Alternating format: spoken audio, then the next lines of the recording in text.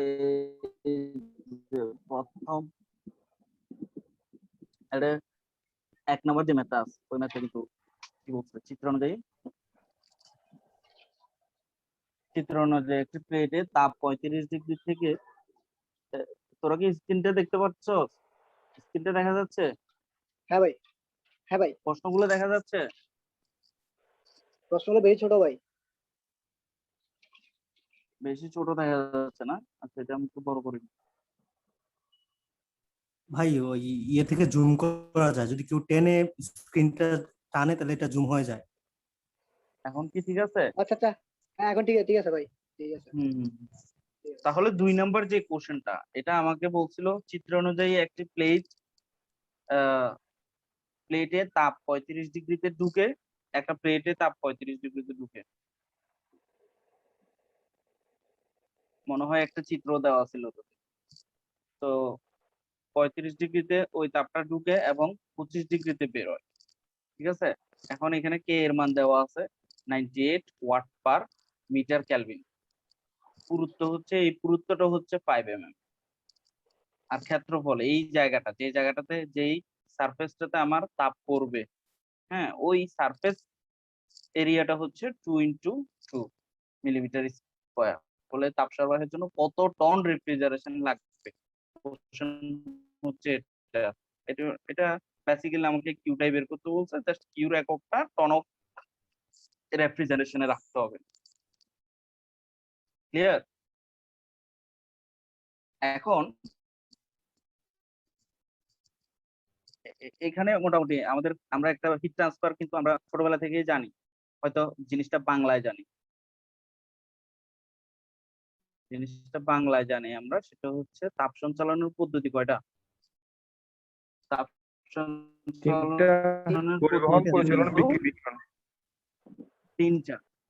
হ্যাঁ হ্যাঁ, right right right. পরিচালন, আমি পরিবহনটা আগে লিখি তাহলে আমাদের জন্য একটু সুবিধা হবে।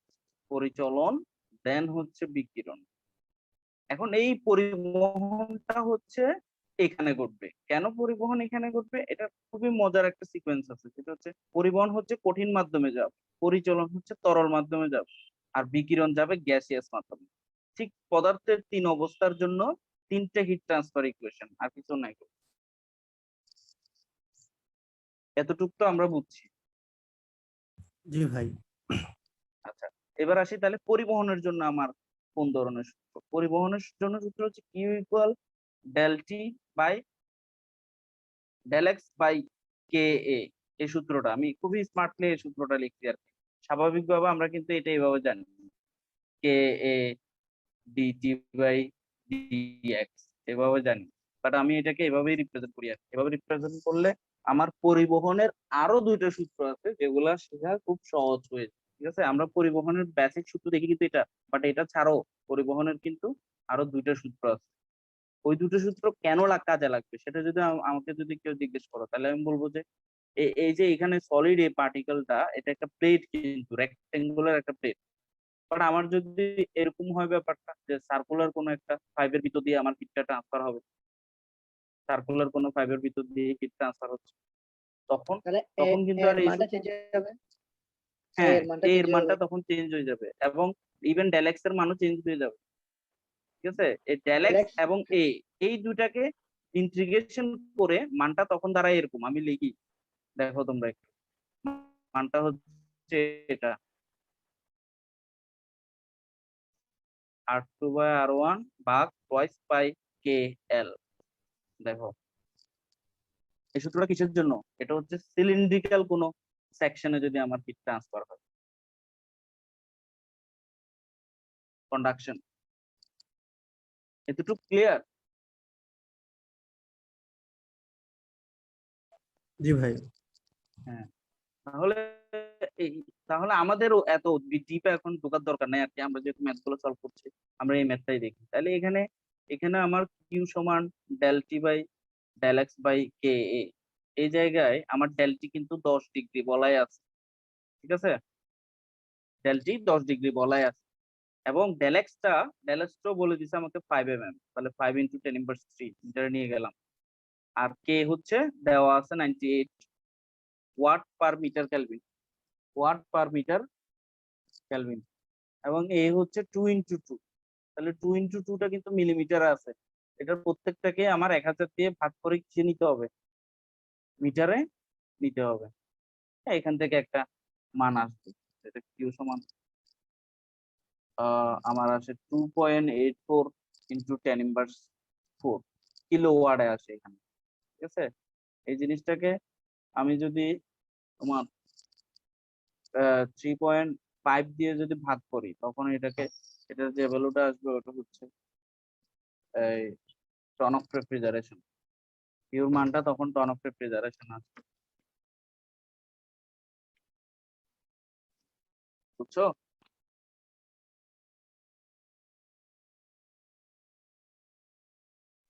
হ্যাঁ ভাই। আচ্ছা এরপরে ভাই, এরপরে হ্যাঁ শান্ত বলো। ভাই এই বিকিরণ নিয়ে ভাই একটা সমস্যা আছে ভাই। হ্যাঁ হ্যাঁ বলো। বিকিরণে আমরা সূত্র জানি যে মানে কিউ সমান এ ই সিগমা T1⁴ - T2⁴। হ্যাঁ যখন ওইখানে টেম্পারেচার একটা দেওয়া থাকে, তখন হ্যাঁ তখন এটা কিভাবে হবে, মানে কিউ এর মানটা কিভাবে লিখবো? মানে টেম্পারেচার দেওয়া আছে শুধু একটা, হুম।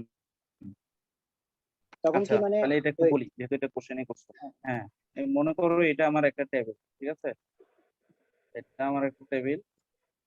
এখন এইখানে আমি একটা বল রাখলাম,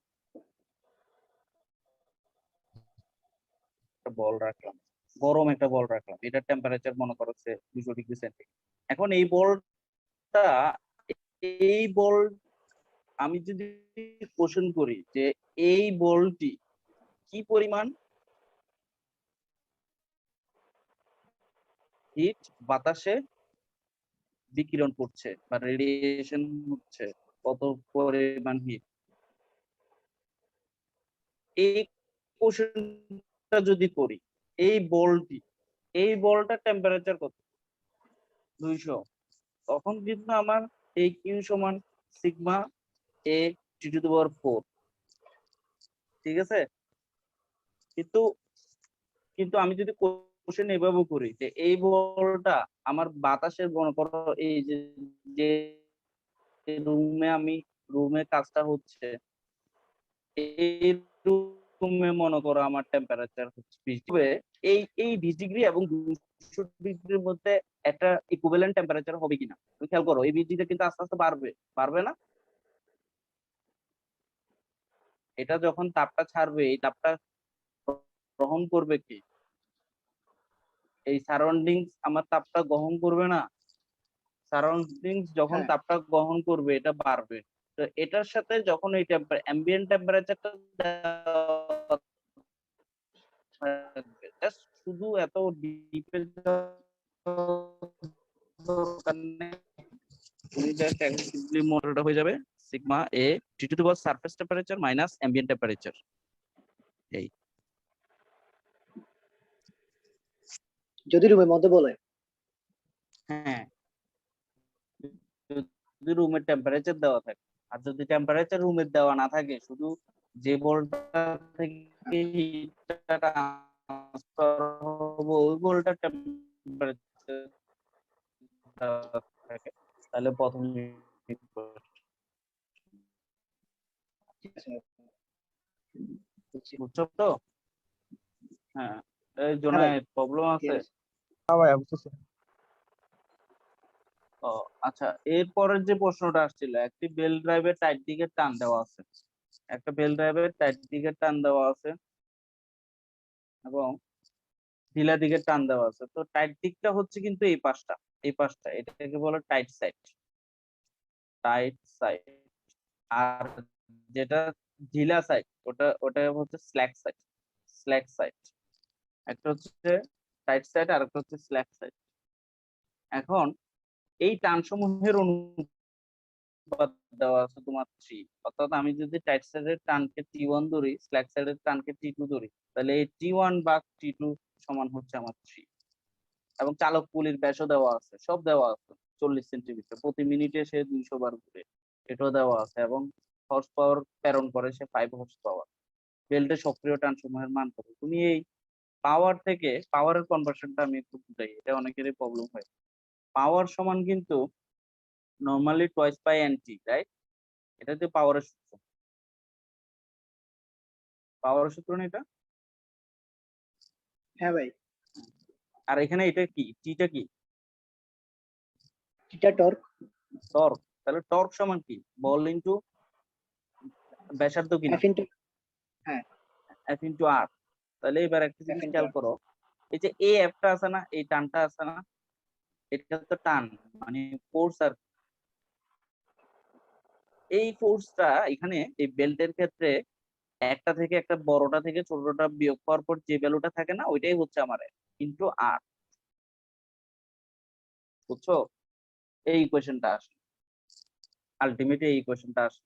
এইখান থেকেও তুমি ম্যাথটা করতে পারবে, তুমি এখান থেকেই সরাসরি তুমি চাইলে ম্যাথটা করতে পারো।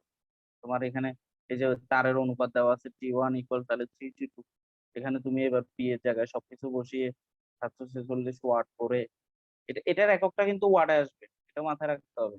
আর এন কিন্তু আরপিএস, আরপিএস এ রাখতে হবে। তুমি আরপিএম এ লিখলেও এটাকে 60 দিয়ে ভাগ করে আরপিএস এ নিতে হবে, কারণ এটার একক কি আসবে, ওয়াট আসবে। তো এখানে আমি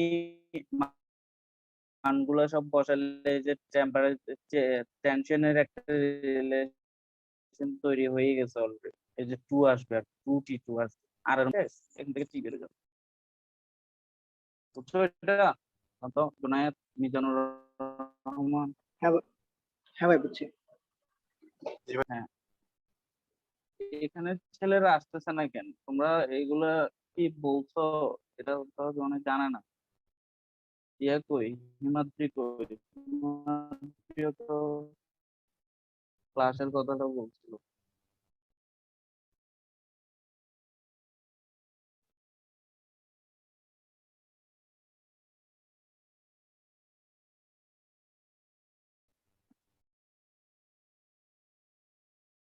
আচ্ছা, এরপরে যে কোশ্চেনটা করছিল আমাদেরকে সেটা হচ্ছে একটি 5 মিটার উচ্চতার পানির ট্যাঙ্কের তলায় নজল দিয়ে পানি নির্গত করার ব্যাক কত।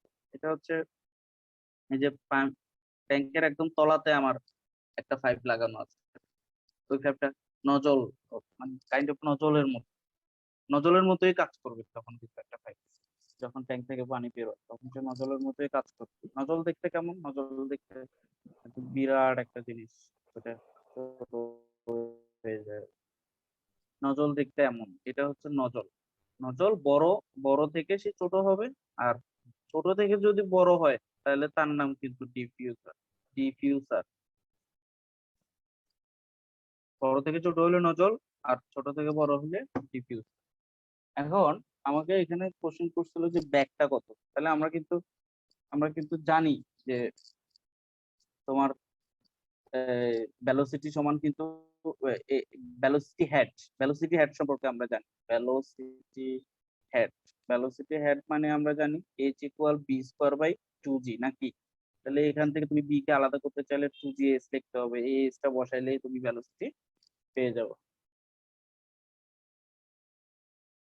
বুঝছো? হ্যাঁ ভাই, হ্যাঁ, এরপর এই মিজার কথা বলতে শোনো কেন? মিজার বুঝছি ভাই। তো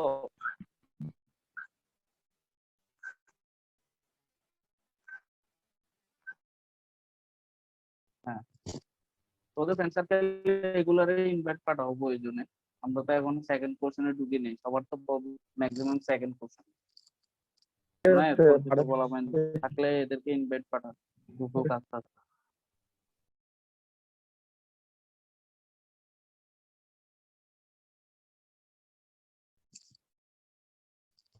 তো ও আমার তো পেজ শেষ।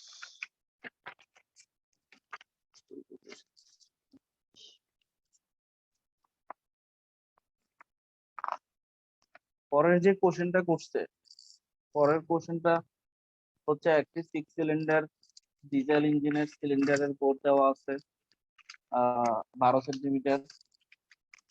তারপর তোমার স্ট্রোক দেওয়া আছে 20 সেন্টিমিটার। ক্লিয়ারেন্স ভলিউম যদি স্ট্রোকে 10% হয়, ক্লিয়ারেন্স ভলিউম যদি স্টকে 10% হয় তবে কম্প্রেশন রেশিও কত? খুবই সিম্পল একটা কোশ্চেন, এটা করার দরকারও নাই আমার মনে হচ্ছে। এই মিজান, তুমি কি এটা পারবা? এটা করার দরকার আছে? দরকার নেই মনে হয়, পারবা। জাস্ট এটা মাথায় রাখতে হবে।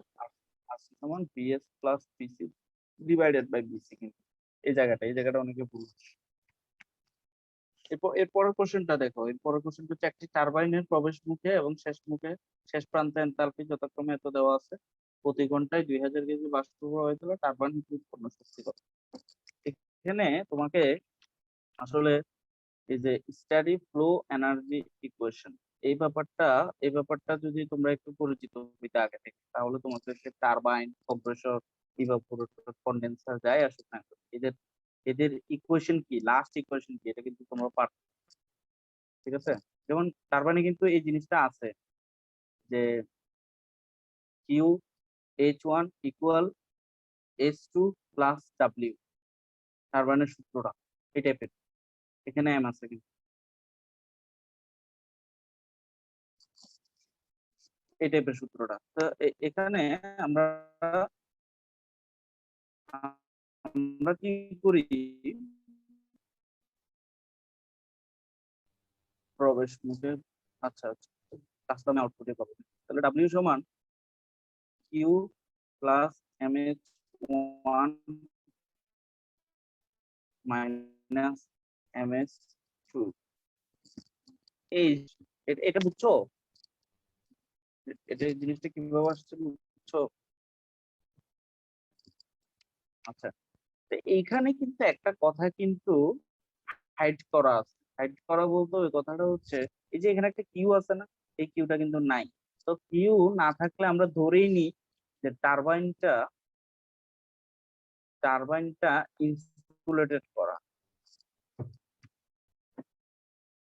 টারবাইনটা কি করা? ইনসুলেটেড করা। টারবাইনটা যেহেতু ইনসুলেট, অর্থাৎ টারবাইনের ভিতরে যে তাপটা থাকবে সেটা আমাদের লস না হওয়ার জন্য আমরা এখানে ইনসুলেটেড করি, অর্থাৎ এই ভিতরের যে তাপটা, এই তাপটা বাইরে না যাওয়ার জন্য আমরা এটাকে ইনসুলেটেড করি, যাতে আমি স্টিম যখন প্রবাহিত হয় স্টিমের তাপটা যাতে সারাউন্ডিং এর চলে যেতে না পারে, ও কিন্তু এখানে বাধা পেয়ে যাতে আবার সে ভিতরেই রোটেট করতে পারে বা ভিতরেই একটা কাজ আমাকে দিতে পারে ভালো মতো। এই কারণে এই কিউটা কিন্তু এখানে জিরো, তাহলে ডাব্লিউ সমান m.h1 মাইনাস m.h2, এই জিনিসটা। তাহলে এম যদি কমন নিই H1 মাইনাস H, এখানে তুমি জাস্ট এনথালপি গুলো বসাই দিবা। এই যে প্রবেশ মুখে H1 প্রবেশ মুখে এনথালপি, H2 শেষ প্রান্তে এনথালপি, 1 2। আশা করি এটা খুব ভালো মতো বুঝছো তোমরা।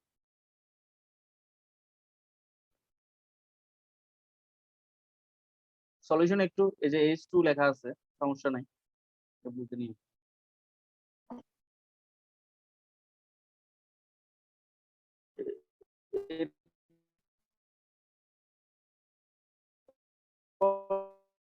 এরপরে একটি রেফ্রিজারেটর, এই ম্যাথটা খুবই ইম্পর্টেন্ট ম্যাথটা, আমাকে একটা ছেলে বলছে। ক্ষমতা হচ্ছে 4.2 কিলোওয়াট এবং কম্প্রেসরের ক্ষমতা হচ্ছে 1.2 কিলোওয়াট, কন্ডেন্সারের ক্ষমতা 5.4 কিলোওয়াট, হিট ত্যাগ করে এটি কপ কত হবে? তাহলে আমরা যদি একটা রেফ্রিজারেটর যদি আঁকি, ওই রেফ্রিজারেটরে কি কি থাকে? এটা কম্প্রেসর রেফ্রিজারেন্টকে কম্প্রেস করবে, মানে বাষ্প করবে, যেহেতু সে কম্প্রেসর যেহেতু বাষ্প করতেছে, তার মানে এখানে ঢুকতেছে ব্যাপার স্টেটকে লিকুইড করবে আমাদেরকে, আমরা জানি কন্ডেন্সার। ঠিক আছে, এরপর এখানে একটা এক্সপানশন ভালভ থাকবে এবং লিকুইড গুলাকে আবার ব্যাপার করে কম্প্রেসরে পাঠাবে কে? ইভাপোরেটর। এই এই সাইকেলটা এভাবে চলবে।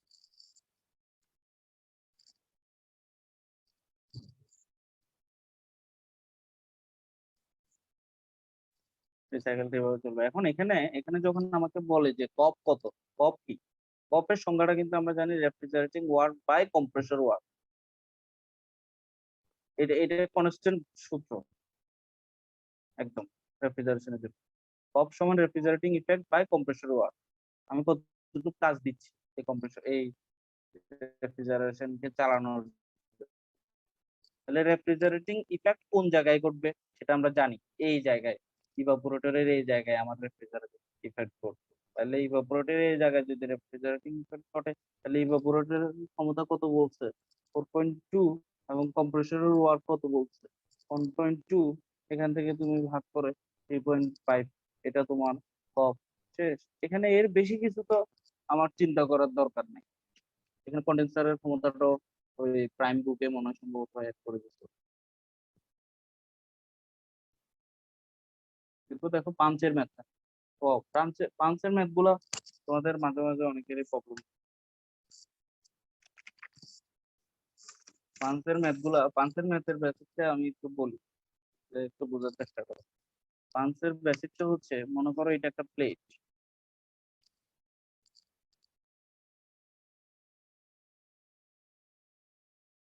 এখানে আমি পাঁচটা করবো।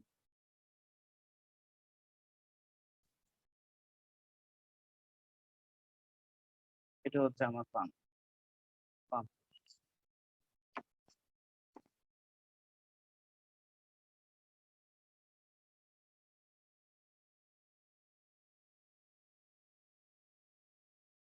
ঠিক আছে।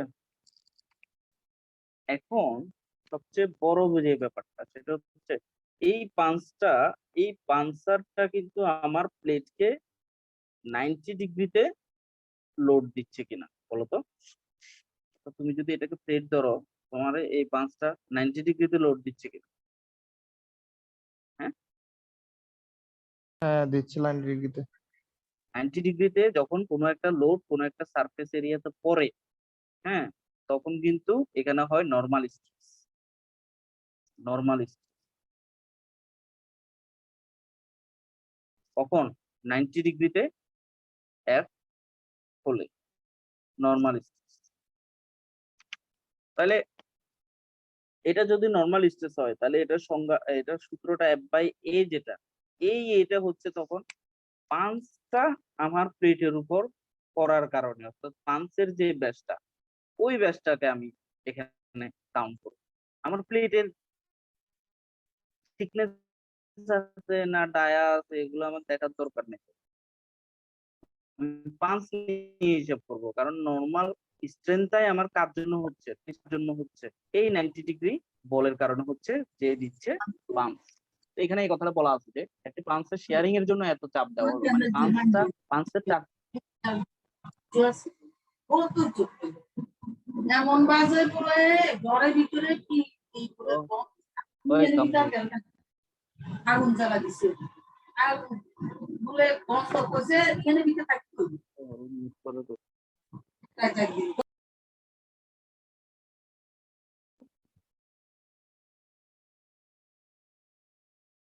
হ্যালো, কথা বলে না তোমরা?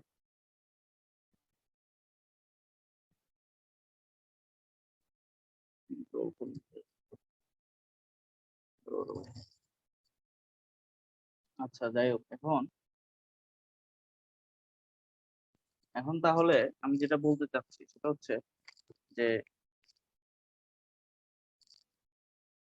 এই পাঞ্চের টার্গেট কিন্তু শেয়ারিং করা।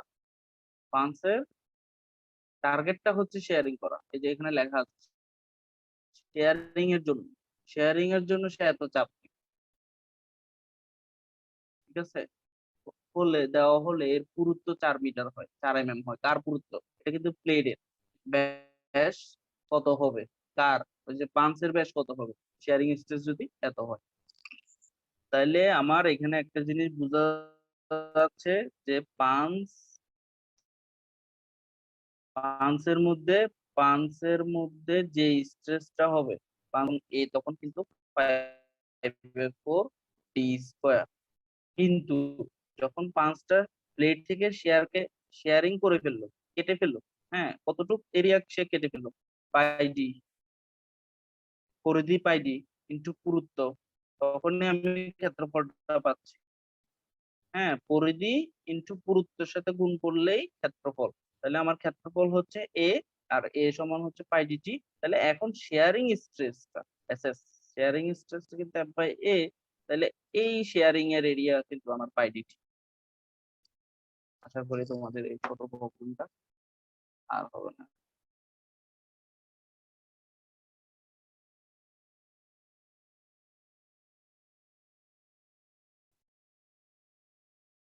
এরপর কি বলছে? এই তোমরা কি শুনতে পাচ্ছ? আসো? হ্যাঁ জি আসি ভাই ভাই। আছি। ও, এরপর দেখো একটা সেন্ট্রিফুগাল পাম্প এত কিউসেক পানি, কিউসেক মানে কি? কিউসেক মানে কিন্তু ফিট কিউব পার সেকেন্ড। আর কিউমেক, কিউমেক মানে কি? Metre cube per second. Cumec মানে কিন্তু metre cube per second, right? Cusec মানে ফিট কিউব পার সেকেন্ড। যার হেড এত, দক্ষতা 60%, পাম্পের ক্ষমতা কত? তাহলে পাম্পের ক্ষমতা আমরা জানি, ঠিক আছে? আউটপুট বাই ইনপুট,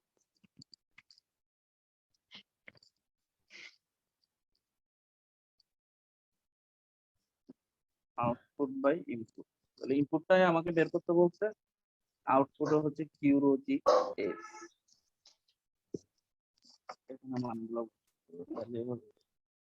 আর আছে 150, শুধু 50 mm ব্যাসের একটি জবকে কাটতে এর আরপিএম 200 হলে কাটিং স্পিড সূত্র, এটা তোমরা জানো আমি কিভাবে করছি, ঠিক আছে?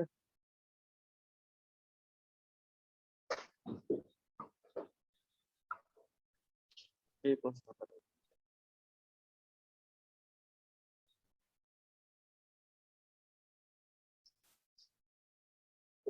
তো এখানে কি বলছে দেখো, তোমার একটি কম্প্রেসর 800 সি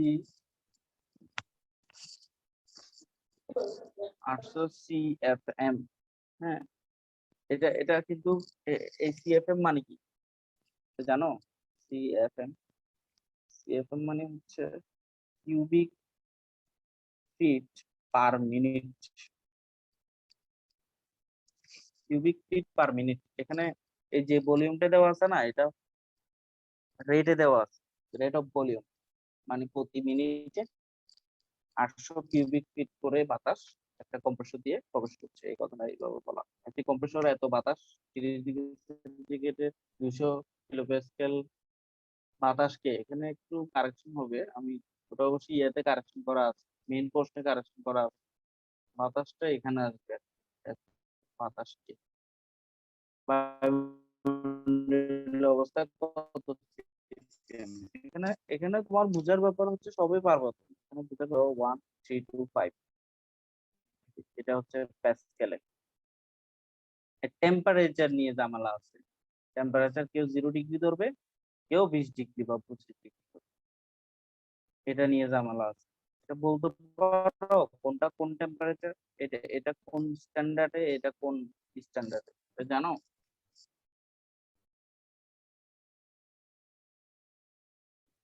ভাই রুম রুম টেম্পারেচার 20 ডিগ্রি দাও না, মানে 25°C। না না, হ্যাঁ ঠিক আছে, রুম টেম্পারেচার তুমি 20 বা 25 ধরতে পারো, সমস্যা নাই, কিন্তু এখানে এটা বায়ুমণ্ডলীয় অবস্থা বলছে না, বায়ুমণ্ডলীয় অবস্থা মানে অ্যাটমসফিয়ারিক কন্ডিশন, অ্যাটমসফিয়ারিক কন্ডিশন। তাহলে অ্যাটমসফিয়ারিক কন্ডিশন যদি হয়, এই ব্যাপারটা ফিক্স থাকবে কিনা সেটা বলো তো? অবশ্যই ফিক্স থাকবে, চেঞ্জ হবে না, এরা এরা অলওয়েজ ফিক্স থাকবে। তো অলওয়েজ ফিক্সড এর ব্যাপারটা যখন টেম্পারেচারের ক্ষেত্রে আসে, তখন সবাই দুইটা জিনিস মেনটেন করে, একটা 0 ডিগ্রি, একটা 20 ডিগ্রি। যেটা 0 ডিগ্রি সেটা হচ্ছে এসটিপি তে, আর যেটা 20 ডিগ্রি সেটা হচ্ছে এনটিপি। সেটাই standard temperature pressure, normal temperature. Normal যদি বলে 20 ডিগ্রি ধরতে হবে, স্ট্যান্ডার্ড যদি বলে 0 ডিগ্রি ধরতে হবে, যদি বলে দেয়। আর যদি বলে না দেয়, তোমার ইচ্ছা 0 ডিগ্রি অথবা 20 ডিগ্রিতে কোনো একটা ধরতে হবে। আশা করি বুঝতে পারছো। এরপর দেখো একটা ইঞ্জিনের ওভারঅল দক্ষতা হচ্ছে 60%। এটা আমি একটু আগে আলোচনা করছি, মনে হয়, দরকার নেই আপনাকে। কোন বিদ্যুৎ কেন্দ্রের উৎপাদন কেন্দ্রের টারবাইন আর কম্প্রেসরের উপর কাজের পরিমাণ, এই যে বিদ্যুৎ কেন্দ্র বলে বলছে, টারবাইন আর কম্প্রেসর আছে, তাহলে এটা কোন ধরনের বিদ্যুৎ কেন্দ্র দেখি বলো তো? টারবাইন আর কম্প্রেসর আছে। গ্যাস গ্যাস টারবাইন, মানে গ্যাস টারবাইন পাওয়ার প্ল্যান্ট, হ্যাঁ, গ্যাস টারবাইন পাওয়ার প্ল্যান্ট। তাহলে গ্যাস টারবাইন পাওয়ার প্ল্যান্টের চিত্রটা কেমন? একটা কম্প্রেসর থাকবে, একটা কম্বাসন চেম্বার থাকবে, আর একটা টারবাইন থাকবে, এই তো। আর এদিক দিয়ে একটা আমি ক্লোজ যদি করি, হিট এক্সচেঞ্জার থাকবে। এটা এখান থেকে শুরু হবে। তাহলে এটা কম্প্রেসর, এটা টারবাইন, এবং এই টারবাইন দিয়ে কিন্তু কম্প্রেসরটা ঘুরে। এই টারবাইন দিয়েই কে ঘুরে? কম্প্রেসরটা ঘুরে। অর্থাৎ টারবাইন থেকে শক্তি নিয়ে কম্প্রেসরটা ঘুরে নেট। তাহলে ডাব্লিউ নেট মানে কি? Turbine work minus compressor work, এটা হচ্ছে ডাব্লিউ নেট। তোমরা কি আমাকে দেখতে পাচ্ছ? আমার লেখাগুলো দেখতে পাচ্ছ? জি ভাইয়া দেখা যাচ্ছে।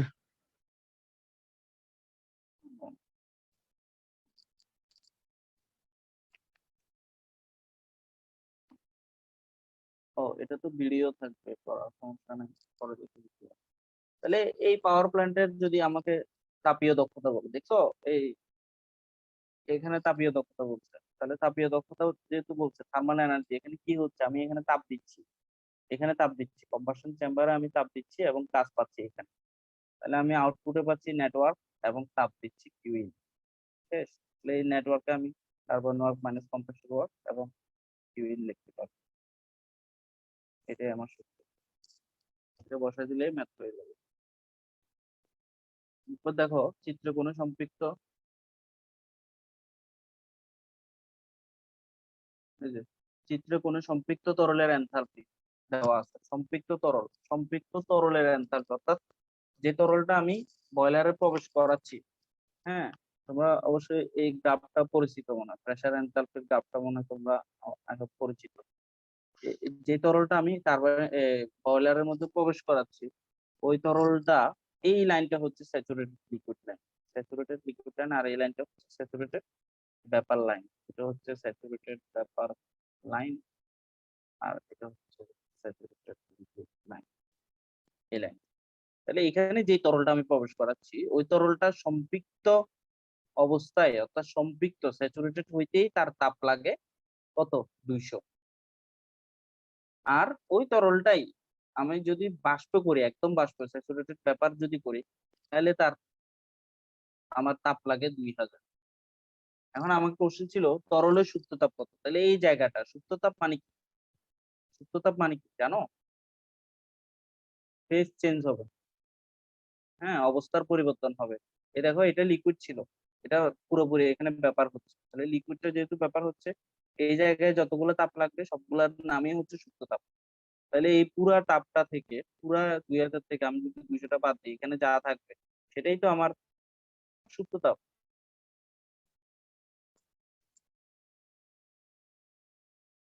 আশা করি বুঝছো। এরপর দেখো এটা কি বলছে, 2 কেজি আইডিয়াল গ্যাসের তাপমাত্রা 25 ডিগ্রি সেন্টিগ্রেড থেকে 160 ডিগ্রি সেন্টিগ্রেডে বৃদ্ধি করা হলো। যদি আর এর মান দেওয়া আছে, গামা দেওয়া আছে, তাপ সঞ্চালন এত হয়, তবে কাজের পরিমাণ কত? তাহলে আমরা থার্মোডাইনামিক্সের ফার্স্ট ল হিসেবে কি জানি, যে ডেল কিউ সমান কি? ডাব্লিউ প্লাস ডেল ই। ডেল কিউ সমান ডাব্লিউ প্লাস ডেল ই। তাহলে আমাকে বলছে কাজের পরিমাণ নির্ণয় করতে। তাহলে ডাব্লিউ সমান কি?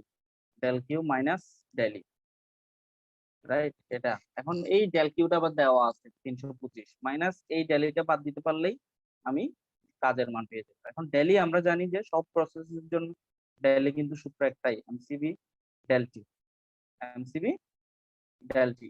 তাহলে এখানে এখানে বোঝার ব্যাপার হচ্ছে এমও দেওয়া আছে, ডেল টিও দেওয়া আছে, এই সিবিটা বের করার ব্যাপারটা বোঝার ব্যাপার আছে। তাহলে সিপি বাই সিবি সমান কিন্তু গামা, আর আর সমান হচ্ছে সিপি মাইনাস সিবি। ওই যে দেখো আর এর মান দেওয়া আছে, গামার মান দেওয়া আছে, এখান থেকে রিলেশন করে করে সিবির মানটা বের করবা, সিবির মানটা এখানে বসাবা, ডেলি পাবা। 325 থেকে এই ডেলটা বাদ দিলে তাপ পাবো। এখানে আমি করে দিচ্ছি, চলেছি। এরপরটা কি বলছে, যদি কোনো আইসি ইঞ্জিনের ব্রেক অশ্বক্ষমতা যদি 63 হয়, মানে ব্রেক পাওয়ার 63, ব্রেক হর্স পাওয়ার না, কিন্তু বুঝো, কিন্তু এখানে ব্রেক পাওয়ার দেওয়া, ব্রেক আচ্ছা অশ্বক্ষমতা বলা আছে, তাহলে হর্স পাওয়ার, এবং ইঞ্জিনটি 15 মিনিট সময়ে 2.87 এর জ্বালানি ব্যবহার করে। তার মানে এখানে মাস ফ্লো রেট দেওয়া আছে 2.78 কেজি পার মিনিট, 15 মিনিট তাহলে কেজি পার মিনিট দেওয়া আছে, ঠিক আছে। তো তুমি চাইলে এরকম কেজি পার মিনিট একক করে রেখে দিতে পারো, সমস্যা নেই। দেন বিএসএফসি তোমাকে বের করতে বলছে। বিএসএফসি মানে কি? Brake specific fuel consumption.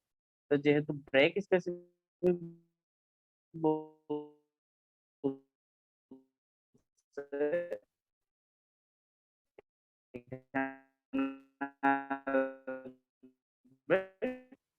Break power RM. 9 নাম্বারটা দেখো, 9 নাম্বারটা অনেকেই মানে এখানে আমার এই যে সাকশনটা এখানে দেখতেছো তুমি, সাকশনটা কিন্তু শুরু হচ্ছে এখান থেকে, ভাইয়া বিএসএফসি এখান থেকে সাকশনটা এখান থেকে শুরু হচ্ছে। তাহলে ব্রেক স্পেসিফিক ফুয়েল কনজাম্পশন,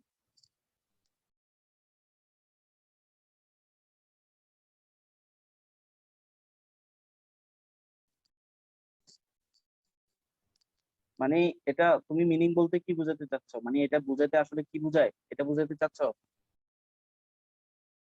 বুঝছো ভাই, এটা সমস্যা নাই, ফুল বুঝছি তুমি মিনিংটা কি বোঝাতে চাচ্ছ। তুমি বোঝাতে চাচ্ছ ফুল মিনিংটা, হ্যাঁ ফুল মিনিংটা জানতে চাচ্ছ। ফুল এটা, এটার কাজ কিন্তু হচ্ছে যে ব্রেক পাওয়ার তৈরি করতে কতটুকু ফুয়েল কনজাম্পশন হয়েছে এটার একটা হিসাব করে এই সূত্রটা। আর অ্যাব্রিভিয়েশনটা তো বললাম, ব্রেক স্পেসিফিক ফুয়েল কনজাম্পশন। এইখান থেকে এখানে চিত্রটা খেয়াল করো, এই যে তোমার সাকশনটা শুরু হচ্ছে কিন্তু বি পয়েন্ট থেকে। তাহলে বি তে সাকশন যেহেতু শুরু হচ্ছে, তাহলে বি কে ইনটেক ভালভ ওপেন হচ্ছে, এই কারণে সাকশনটা শুরু হচ্ছে। এই সাকশন শুরু হইতে হইতে হইতে সাকশনটা এখানে এসে ক্লোজ হবে। দ্যাট মিন্স এই জায়গাটা ইনটেক ভালভ ক্লোজ হবে। Intake valve open B, intake valve close C. এখান থেকে এবার কম্প্রেশন শুরু, এখানে ইগনিশন হবে। হ্যাঁ, ইগনিশন হবে। ইগনিশন হওয়ার পর এটা ইগনিশন হওয়ার পর এই টিডিসির পর থেকে এটা কি শুরু, এক্সপানশন শুরু। কিন্তু এই এক্সপানশন ব্যাপারটা কিন্তু এখান থেকে লজিক্যালি শুরু। কিন্তু যখন ignition-টা হয় তখন কিন্তু তোমার আর পিস্টনটা কিন্তু উপরের দিকে আসতে পারে না। যার কারণে ও পিস্টনকে এমনি নিচের দিকে আরো নিতে থাকে। এটা পিস্টনেরও অত ক্ষমতা নাই যে ইগনিশন হওয়ার সময়ও পিস্টন টিডিসি তে ডাইরেক্ট টাচ হবে, এই সময়টা নেই। এই ইগনিশন হওয়ার সাথে সাথে মারাত্মক একটা প্রেসার ক্রিয়েট করার কারণে অটোমেটিক এটা এক্সপানশন হওয়া শুরু করে। এই এক্সপানশনটা এতটুকু চলে, এই এতটুকু চলার পর এক্সজস্ট ভালভ ওপেন হয়। দেন এক্সজস্ট ভালভ ওপেন হয়ে এক্সজস্ট হয়, এক্সজস্ট ক্লোজ হয়। এই ডিগ্রি গুলো দেখবা, এই ডিগ্রি গুলো পরীক্ষায় যে কোনো মুদ্রা আশা করি এটা বুঝছো।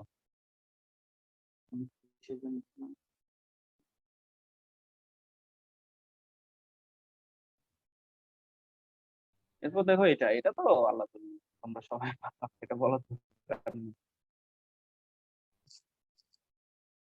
ঠিক আছে, প্রান্ত জুনায়েদ, তারপর ঠিক এটাকে ঠিক আছে ভাই। রুবায়েত, মিজানুর রহমান। তো বাকিরা তো আসলো না। আমি দুইটা কোশ্চেন মোটামুটি তোমাদের যেহেতু বেশি প্রবলেম এটা একটু সলভ করে দিলাম। এই ভিডিওটা কিভাবে পাঠানো যায় একটু বলো তো, তোমাদের কারো জানা আছে